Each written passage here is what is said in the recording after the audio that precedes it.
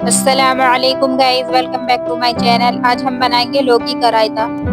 अगर इतनी गर्मी में ठंडा ठंडा रायता लंच में मिल जाए तो खाने का मजा ही आ जाता है। खास तौर से लंच में चावल हो और चावल के साथ लौकी का रायता हो तो खाने का मजा ही दोबाला हो जाएगा।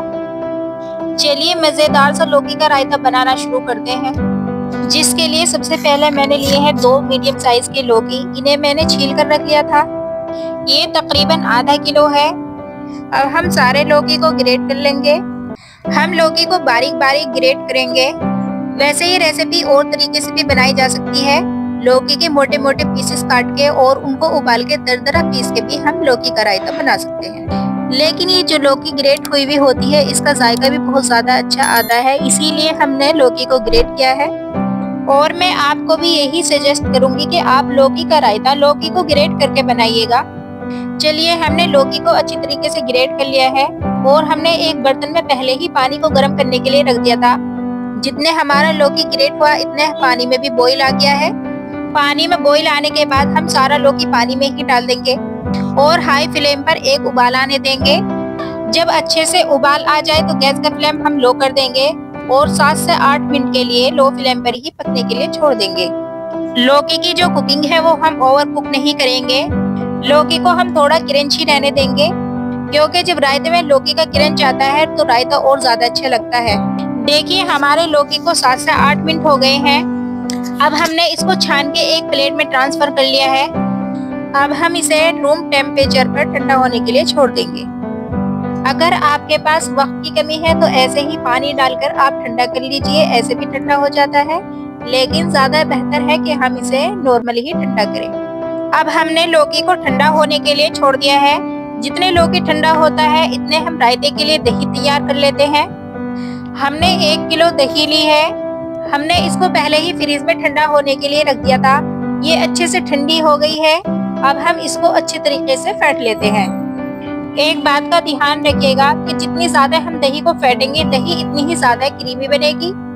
दही को अच्छे से फेंटने के बाद अब हम इसमें आधा गिलास पानी डालेंगे। हमने यहाँ पर ज्यादा पानी का इस्तेमाल नहीं किया है क्योंकि हमें रायता पतला नहीं बनाना है, इसलिए हमने आधा गिलास ही पानी डाला है। अब हम दही में डालने के लिए कुछ चीजें लेंगे, जिसमें मैंने लिया है 1/4 चम्मच लाल मिर्च पाउडर और 1 चम्मच कुटा हुआ जीरा और आधी चम्मच काला नमक, आधी चम्मच सफेद नमक और धनिया कटा हुआ और हरी मिर्ची पुदीना। हरी मिर्ची और पुदीने को भी हम बारीक बारीक चॉप कर लेंगे। हरी मिर्ची हमने 2 से 3 ली है, इनको हमने बारीक बारीक चॉप कर लिया है। अब हम सारी चीजों को दही के अंदर एक एक करके ट्रांसफर कर देंगे। आप नमक मिर्च को अपने टेस्ट के अकॉर्डिंग कम ज्यादा कर सकते हैं। अगर आप चाहे तो यहाँ पर चिल्ली फ्लेक्स भी इस्तेमाल कर सकते हैं। यहाँ पर जो हमने हरी मिर्ची और हरा धनिया डाला है ये खाने में बहुत ज्यादा टेस्टी होता है, इसे आप जरूर डालिएगा, इससे टेस्ट बहुत अच्छा आएगा। जितने हमने दही तैयार की और कुछ चीजों की कटिंग की है इतने हमारे लौकी भी ठंडा हो गया है। चलिए अब हम इसमें लौकी डाल देते हैं। एक बात का ध्यान रखिए कि लौकी बिल्कुल भी गर्म नहीं होना चाहिए। अगर लौकी थोड़ा बहुत भी गर्म होगा तो उससे दही फट जाएगी और रायता सारा खराब हो जाएगा। अब हम लौकी को दही के अंदर अच्छे से मिक्स कर देंगे। अब हम दही और लौकी की मिक्सिंग अच्छे से करेंगे ताकि हमारा रायता अच्छा बने। रायते की मिक्सिंग हो गई है। अगर आप चाहे तो इसको ऐसे भी सर्व कर सकते हैं, लेकिन हम इसे और ज्यादा टेस्टी और जायकेदार बनाने के लिए इसके लिए एक अच्छा सा तड़का तैयार करते हैं। रायते को हम ढककर रख देंगे। इतने हम एक पैन में तेल गर्म होने के लिए रखेंगे। जब तेल अच्छे से गर्म हो जाए तो 1 चम्मच हम जीरा डालेंगे और 1/4 चम्मच हींग डालेंगे। गैस का फ्लेम हम यहाँ पर लो ही रखेंगे। उसके बाद हम यहाँ पर प्याज डालेंगे। अगर आप चाहे तो प्याज को स्किप भी कर सकते हैं, लेकिन प्याज से खुशबू अच्छी आती है और तड़का भी अच्छा तैयार होता है, इसलिए हमने यहाँ पर प्याज का इस्तेमाल किया है। प्याज डालने के बाद यहाँ पर 10 से 12 हम करी पत्ता डालेंगे। अगर आपके पास करी पत्ता नहीं है तो आप इसे स्किप भी कर सकते हैं, लेकिन इससे टेस्ट अच्छा आता है इसलिए हमने करी पत्ता डाला है। इसके बाद डालेंगे हम यहाँ पर 3 हरी मिर्ची। हरी मिर्ची को हम बीच में से काट के डालेंगे और 3 ही हमने लाल मिर्ची ली है। लाल मिर्ची को भी हमने बीच में से तोड़कर डाला है। हम सारी चीजों को अच्छे से चटका लेंगे और चटकाने के बाद हम गैस का फ्लेम बंद कर देंगे। तड़का हमारा पूरी तरह से तैयार हो गया है। अब हम तड़के को रायते में ही डाल देंगे। तड़का लगाने से रायते का जायका अच्छा होता है, इसलिए आप जरूर तड़का लगाइएगा।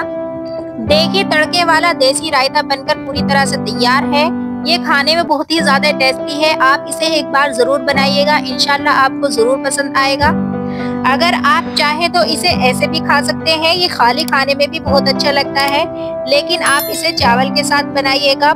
चावल के साथ खाने में ये बहुत ज्यादा टेस्टी लगता है। हमने इसके साथ जीरा राइस बनाए हैं, आप इन्हें जरूर बनाइएगा, इंशाल्लाह आपको पसंद आएंगे।